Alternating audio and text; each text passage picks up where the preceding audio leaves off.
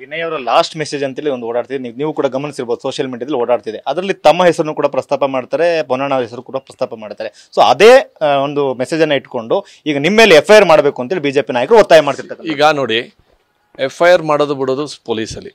ನಾನು ಯಾರನ್ನೂ ಫೋನು ಮಾಡಲಿಲ್ಲ, ಯಾರಿಗೂ ಕೇಳಿಲ್ಲ. ಅವ್ರು FIR ಮಾಡೋರು ಪೊಲೀಸವರು. ನಾನಂತೂ ಇಲ್ಲಿ ಗಂಟ ಮೇಲೆ ಅಧಿಕಾರಿಗಳು ಮಾತಾಡೋಕ್ಕೆ ಅವಶ್ಯಕತೆಯೂ ಇಲ್ಲ. ಯಾಕಂದರೆ ನನ್ನ ಇದರಲ್ಲಿ I am clear what transpired in November.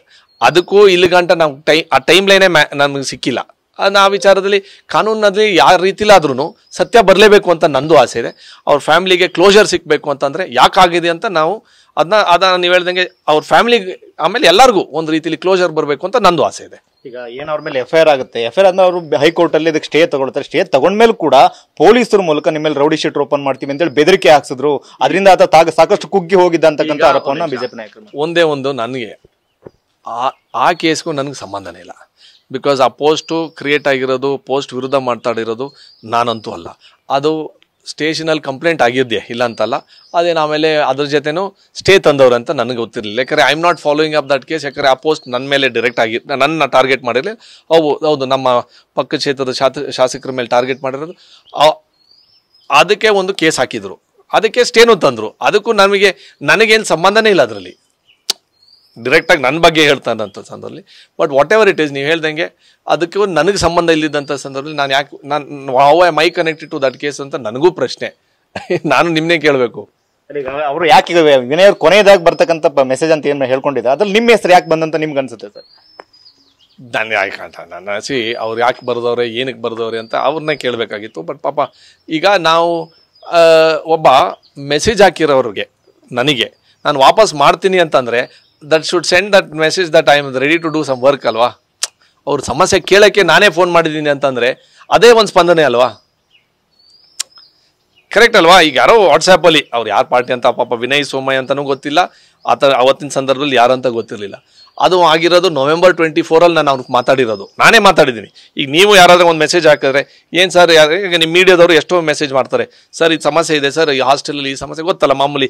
ನೀವು ಒಂದು ರೀತಿಲಿ ಮೀಡಿಯಾದಲ್ಲಿ ನೀವು ಒಂದು ರೀತಿಲಿ ಸಮಸ್ಯೆ ಬಂದಾಗ ನಮ್ಗೆ ಗಮನಿಸ್ತೀವಿ. ನಾವು ಡೈರೆಕ್ಟಾಗಿ ಹೇಳ್ತೀವಿ, ಯಾರಪ್ಪ, ಯಾರು ಇನ್ಚಾರ್ಜು ಏನು ಅಂತ ನಾವು ಕೇಳ್ತೀವಿ. ಅದರ ಸಂದರ್ಭದಲ್ಲಿ we waste time what is the problem, ನಾವು ಬಗೆಹರಿಸೋಕ್ಕೆ ಅಂತ ನಾವು ತೊಗೊಂಡಿದ್ದೀವಿ ಅಷ್ಟೇ. ದಟ್ ಈಸ್ ಅದಕ್ಕೆ ಯಾಕೆ ಬರ್ದವ್ರೆ ಅಂತ ರಾಜಕೀಯಕ್ಕೆ ತಿರುಗಿಸ್ಬೇಕು ಅಂತ ನನ್ನ ಅಭಿಪ್ರಾಯ. ಬಟ್ ಈ ವಿಚಾರದಲ್ಲಿ ರಾಜಕೀಯ ಮಾಡಬಾರ್ದು ಅಂತ ನನ್ನ ಆಸೆ. ಈಗ ವಿಜೇಂದ್ರ ಅವ್ರಿಗೆ ಹೇಳ್ತಾರೆ ಸರ್, ಈಗ ಆಯ್ತು ಇವತ್ತು ನಾವು ಹೋರಾಟ ಮಾಡಿದ್ದೀವಿ, ಇದು ಇಲ್ಲಿಗೆ ಮುಗಿಸೋದಿಲ್ಲ, ಈ ನಿಟ್ಟಿನಲ್ಲಿ ನಾವು ಕಾನೂನು ಹೋರಾಟ ಮಾಡ್ತೀವಿ, ಇಬ್ಬರು ಶಾಸಕರ ಹೆಸರನ್ನ FIR ತರೋವರೆಗೂ ಕೂಡ ನಾವು ಸುಮ್ಮನೆ ಇರೋದಿಲ್ಲ ಅಂತ ಹೇಳ್ತಾರೆ. ಕಾನೂನು ಎಲ್ಲರಿಗೂ ಒಂದೇ ಕಾನೂನು ಅಲ್ವಾ? ಕಾನೂನು ಈಸ್ ಫಾರ್ ಆಲ್. ಕಾನೂನಲ್ಲಿ ಸತ್ಯ ಹೆಂಗೆ ಬರ್ತದೆ ಬರಲಿ, we are also ready for that. ಕಾನೂನಲ್ಲಿ ಹೆಂಗೆ ಇರಲಿ, ಯಾರಪ್ಪ ಅಥವಾ ಪ್ರತ್ಯಾರೋಪಗಳು ಏನೇ ಇರಲಿ, ಒಂದು ಸೋಷಿಯಲ್ ಪೋಸ್ಟ್ ಒಂದು ಸಾವಿನವರೆಗೂ ಬಂದು ನಿಲ್ಲುತ್ತೆ ಅಂತಂದ್ರೆ ಅದೇ ನಾನು ಹೇಳ್ತಾ ಇರೋದು. It is very disheartening. ನಾನು ನಾನೇನು ವಯಸ್ಸಾಗ್ಬಿಟ್ಟಿದ್ದೀನಿ. ನಾನು ಈಗ ಯುವ ರಾಜಕಾರಣಿಗಳು, ಯುವ ಪ್ರತಿನಿಧಿಗಳು ಏನಂತೀರಾ, ನಾವು ಸೋಷಿಯಲ್ ಮೀಡಿಯಾ ಪಾಸಿಟಿವ್ ಡೆವಲಪ್ಮೆಂಟ್ಗೆ ನಾವು ಉಪಯೋಗಿಸ್ಕೋತೀವಿ. ಅದನ್ನ ನೀವು ಹೇಳ್ದಂಗೆ ಹಲವಾರು ಜನ ನಮ್ಮನ್ನು ಟೀಕೆ ಮಾಡ್ತಾರೆ, ನಮಗೆ ಬೇರೆ ರೀತಿಯಲ್ಲಿ ಬರೀತಾರೆ. But it's a disheartening situation. ಅದು ಆಗಬಾರ್ದಾಗಿತ್ತು. ಅದಕ್ಕೆ ನಾನು ಫಸ್ಟಾಗಿ ಎಲ್ಲದಕ್ಕೂ ಬಿಟ್ಟು ನಾವು ಅವ್ರನ್ನ ಫ್ಯಾಮಿಲಿ ಜೊತೆ ನಾವು ನಿಲ್ತಿದ್ದೀವಿ, ನಾವು ಅವ್ರ ಜೊತೆಲಿದ್ದೀವಿ. ಸತ್ಯ ಬರೋಗಂಟ ನಾವು ಅವ್ರ ಪರಾಗೆ, ಸತ್ಯ ಬರೋಗಂಟ ನಾವೆಲ್ಲರೂ ಆ ರೀತಿಲಿ ಏನು ಅವ್ರಿಗೆ ಏನು ಒಂದು ರೀತಿಲಿ ಧೈರ್ಯ ಕೊಡಬೇಕು, ನಾವು ಅವ್ರ ಫ್ಯಾಮಿಲಿ ಜೊತೆಲಿದ್ದೀವಿ. ಫಸ್ಟ್ ಟೈಮ್ ತಾವು ಶಾಸಕರಾಗಿದ್ದೀರಿ, ಇಂಥ ಸಂದರ್ಭದಲ್ಲಿ ಇಂಥ ಒಂದು ಅಲಿಗೇಷನ್ಸ್ಗಳನ್ನ ನೀವು ಯಾವ ರೀತಿ ನೋಡ್ತೀರಿ ಸರ್? ನೀವು ನಂಬ್ತಿರೋ ಬಿಡ್ತಿರೋ, ನಾನು ಇಲ್ಗಂಟ ಎಲ್ಲರನ್ನೂ ವಿಶ್ವಾಸಕ್ಕೆ ತೊಗೊಂಡೇ ಮಾತಾಡಿರೋದು. ನೀವು ನಮ್ಮ ಕ್ಷೇತ್ರದಲ್ಲಿ ನೀವೇ ಕೇಳಿ, ನಾವು ಇಲ್ಲಿಗಂಟ ಪಕ್ಷಭೇದ ಮಾಡೇ ಇರಲಿಲ್ಲ. ಅಭಿವೃದ್ಧಿ ವಿಚಾರ ಇರ್ಬೋದು, ಇಲ್ಲಾಂದರೆ ನಾವು ಮಾತುಕತೆಯಲ್ಲೂ ಇರ್ಬೋದು. ನಾವು ಯಾರನ್ನೂ ಒಂದು ರೀತಿಲಿ ಅಗೌರವ ಅಂತ ನಾವು ಇಟ್ಕೊಂಡೋಗಿಲ್ಲ. ಚುನಾವಣೆ ಸಂದರ್ಭದಲ್ಲಿ ನಮ್ಮ ಟೀಕೆ ಮಾಡಿದ್ರು ಅದನ್ನ ಸಹಿಸ್ಕೊಳ್ಳೋಕ್ಕೆ ನಮ್ಮ ದೇವ್ರು ನಂಗೆ ಶಕ್ತಿ ಕೊಟ್ಟವ್ರೆ. ಸಮಸ್ಯೆ ಏನಾಗುತ್ತೆ ಅಂತಂದ್ರೆ, ಹೌದು ನೀವು ಹೇಳ್ದಂಗೆ ಒಂದು ಸ್ವಲ್ಪ ಬೇಜಾರು ಆಗುತ್ತೆ.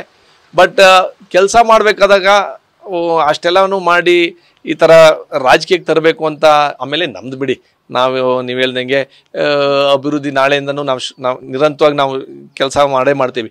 ಮತ್ತು ಅದೆಲ್ಲನೂ ಇರಲಿ, ಒಬ್ಬ ಜೀವ ಕಳ್ಕೊಂಡಿದ್ದಕ್ಕೆ ನಾವು ಯಾವ ಕಾರಣಕ್ಕೆ ಅದನ್ನ ಆ ಮಟ್ಟಕ್ಕೆ ಹೋಗಬಾರ್ದು. ಇಟ್ ಈಸ್ ನಮಗೆ ಅವ್ರಿಗೆ ನಾನು ಯಾರಾದರೂ ಒಬ್ಬರು ಅವ್ರ ಹತ್ರ ಒಂದು ರೀತಿಯಲ್ಲಿ ಧೈರ್ಯ ಕೊಡ್ಬೋದಾಗಿತ್ತು ಅಂತ ನನ್ನ ಅಭಿಪ್ರಾಯ. ಅದಾಗಿರಲಿಲ್ಲ ಅಂತ ಕಾಣಿಸುತ್ತೆ. But whatever it is, ಅವ್ರ ಫ್ಯಾಮಿಲಿ ಜೊತೆ ಮತ್ತು ನಾವೆಲ್ಲರೂ ಅವ್ರ ಜೊತೆಲಿ ಇದ್ದೀವಿ ಅಂತ ನಾನು ಹೇಳಕ್ಕೆ ಇಷ್ಟ. ಅವರೊಬ್ಬ ಒಂದು ರಾಜಕೀಯ ಪಕ್ಷದ ಕಾರ್ಯಕರ್ತನೊಂದು ಹೊರಗಿಟ್ಟು ನೋಡೋದಾದ್ರೆ ಒಂದು ತಾಯಿಗೆ ಮಗ ಅಥವಾ ಒಬ್ಬ ಹೆಣ್ಮಗಳಿಗೆ ಪತಿ ಇದ್ದಾರೆ, ತಂದೆ ಇದ್ದಾರೆ, ಇಂಥವ್ರ ಒಂದು ಸಾವು ಎಲ್ಲ ಒಂದ್ ಕಡೆ ಅವ್ರ ಫ್ಯಾಮಿಲಿನ ಅನಾಥವಾಗ್ಸುತ್ತಲ್ವ ಸರ್? ಈಗ ನಾನು ಅದಕ್ಕೆ ಹೇಳ್ತಾ ಇರೋದಲ್ಲ, let us not talk politics. ಪಾಪ ಅವ್ರ ಫ್ಯಾಮಿಲಿ ಇದ್ದಾರೆ, ವೈಫ್ ಇದ್ದಾರೆ, ತಾಯಿ ಇದ್ದಾರೆ, ಅಣ್ಣ ತಮ್ಮದಿರಿದ್ದಾರೆ, ಅವರೆಲ್ಲರಿಗೂ ಒಂದು ರೀತಿಯಲ್ಲಿ 100% ಬೇಜಾರಾಗುತ್ತೆ. This shouldn't have happened. ಮಾತ್ರ ನೀವು ಹೇಳ್ದಂಗೆ ಆ ದುಃಖನ ನಾವು ಹಂಚ್ಕೋಬೇಕಾಗತ್ತೆ, ಅವ್ರಿಗೆ ಧೈರ್ಯ ಕೊಡಬೇಕಾಗತ್ತೆ. ಸೊ ಈ ಥರ ಆಗಬಾರ್ದು ಅಂತ ನನ್ನ ಭಾವನೆ. ಸತ್ಯ ಬರೋ ಗಂಟ ನಾವೆಲ್ಲರೂ ಒಂದು ರೀತಿಯಲ್ಲಿ ಅವ್ರಿಗೆ ಏನು ಧೈರ್ಯ ಕೊಡ್ಬೇಕು ನಾವು ಇರ್ತೀವಿ ಅವ್ರ ಜೊತೆಲಿ. ಪ್ರಮುಖವಾಗಿ ನಿಮ್ಮ ಮೇಲೆ ಏನು ಆರೋಪ ಕೇಳಿ ಬರ್ತೀವಿ, ನೀವು ಕೇಳಿ ಬರ್ತಾ ಇದೆ ಅಥವಾ ನೀವು ಪೊನ್ನಣ್ಣ ಅವ್ರ ಮೇಲೆ ಆರೋಪ ಕೇಳಿ ಇದನ್ನ ಎದುರಿಸಲಿಕ್ಕೆ ನೀವು ಯಾವ ರೀತಿ ರೆಡಿ ಆಗಿದೆ? ಈಗ ನಾವು ಎದುರ್ಕೊಳ್ಳೋಕ್ಕೆ ಅವಶ್ಯಕತೆ ಇಲ್ಲ. ಸಿ ಬಿಕಾಸ್ ನನ್ನ we are nowhere in connection with either of the case. ಅವ್ನು ಬರೆದಿದ್ದಾರೆ ಅಂತಾನೆ ಹೇಳ್ತಾ ಇರೋದು. ಅದರಲ್ಲಿ ಯಾವ ರೀತಿಲಿ ಕಾನೂನು ರೀತಿಲಿ ಕ್ರಮ ತಗೋಬೇಕು ಅದೆಲ್ಲ ನಾವು ಇನ್ನೂ ಆ ಮಟ್ಟಕ್ಕೆ ಡಿಸ್ಕಷನ್ ಮಾಡಿಲ್ಲ. ಯಾಕಂದರೆ ಪಾಪ ನಾವು ಇನ್ನೂ ಅವ್ರು ಹೋಗಿರೋದು ಅಂತ ದುಃಖದಲ್ಲಿ ನಾವು ಇದ್ದೀವಿ, ಅದನ್ನು ನಾವು ನೋಡ್ಕೋತಾ ಇದ್ದೀವಿ. ಬಟ್ ರಾಜಕೀಯ ಮಾಡೋದು ಅಂತ ನನ್ನ ಅನಿಸಿಕೆ it is not a good ಇದು. ರಾಜಕೀಯ ಮಾಡಬಾರ್ದು. ಯಾಕಂದ್ರೆ ಸತ್ಯ ಬಂದಾದ್ಮೇಲೆ ಏನಾದರೂ ಮಾತಾಡ್ಕೋಬೋದಲ್ಲ ಕಾನೂನು ರೀತಿಲಿ, ಅದು ನನ್ನ ಭಾವನೆ. ಮತ್ತು ನಿಮ್ಮ ಕ್ಷೇತ್ರದ ವಿನಯ್, ನಿಮ್ಮ ಕ್ಷೇತ್ರದ ಯುವಕ ಕೂಡ, ಸೊ ಅವ್ರನ್ನ ಫ್ಯಾಮಿಲಿ ಅವ್ರನ್ನ ಭೇಟಿ ಮಾಡ್ತೀರಾ? 100% ನಾವು ಭೇಟಿ ಮಾಡೇ ಮಾಡ್ತೀವಿ. ನನಗೇನು ಗೊತ್ತಿತ್ತು ಅಂತಂದರೆ ಇಲ್ಲಿ ಗಂಟ ಅವ್ನು ನಮ್ಮ ಕ್ಷೇತ್ರದ ನಮ್ಮ ಸೋಮವಾರಪೇಟೆ ಹುಡುಗ ಅಂತ ನನಗೂ ಗೊತ್ತಿರಲಿಲ್ಲ. ಯಾಕಂದ್ರೆ ಅವ್ರು ಬಂದು ನನಗೂ ಬಂದು ಭೇಟಿ ಮಾಡಲಿಲ್ಲ, ಹೇಳ್ಕೊಳ್ಳಿರಲಿಲ್ಲ. ಅವ್ರ ಫ್ಯಾಮಿಲಿ ಆ ಮಟ್ಟಕ್ಕೆ ನಮ್ಮ ಜೊತೆಲಿ ಆ ಮಟ್ಟಕ್ಕೂ ಸಂಪರ್ಕ ಇರಲಿಲ್ಲ. ಮಾತ್ರ ಅದು ಗೊತ್ತಾದ್ಮೇಲೆ ನನಗೆ ಇನ್ನೂ ಬೇಜಾರಾಯಿತು.